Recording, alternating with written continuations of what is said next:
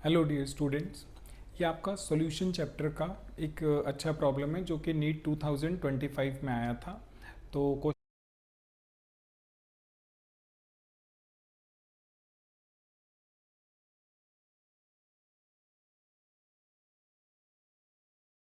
आपकी स्क्रीन पर है, आप वीडियो को पॉज करके क्वेश्चन को अटेम्प्ट कर सकते हो, फिर मैं इसका सॉल्यूशन आपको प्रोवाइड करता हूँ।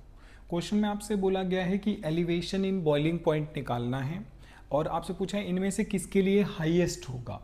तो उसके लिए सबसे पहले हमें फॉर्मूला पता होना चाहिए कि delta T B is equal to I K B into M होता है। ठीक, आई के बी इंटू एम होता है।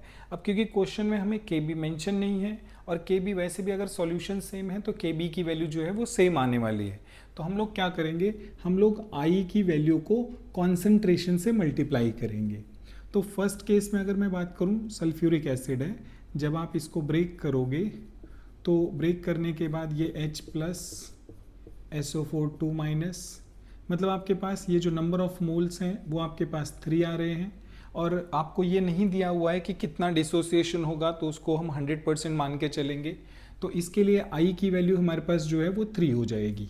तो इसके लिए जो डेल्टा टी बी की वैल्यू है अपार्ट फ्रॉम के बी, ये आई इंटू एम करोगे तो ये 3 मल्टीप्लाई दिस, तो ये बन जाएगा 0.045।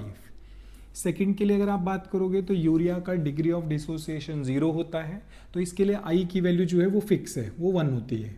तो यहाँ पे डेल्टा टी बी की वैल्यू जब आप निकालोगे तो जब इसको आप 1 से मल्टीप्लाई करोगे तो 0.01 ही आने वाला है। इसके बाद थर्ड में अगर मैं बात करूँ KNO3, इसको भी जब आप ब्रेक करोगे तो दो चीज़ें मिलने वाली हैं, 2 मोल्स मिलने वाले हैं। तो यहाँ पर आई की वैल्यू आपके पास 2 आएगी, तो डेल्टा टी बी आपका हो जाएगा 2 मल्टीप्लाई 0.01, ये आपके पास 0.02 आ गया।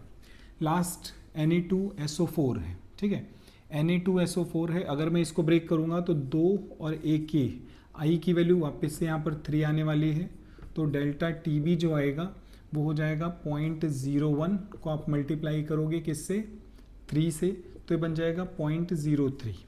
तो हमसे क्वेश्चन में highest elevation in boiling point पूछा हुआ है, तो वो हमारा जो है आंसर वो ए हो जाएगा। अगर हमसे कल को क्वेश्चन में लीस्ट पूछ लें तो लीस्ट हमारा यहाँ पर यूरिया के लिए आ रहा है, तो ये हो जाएगा।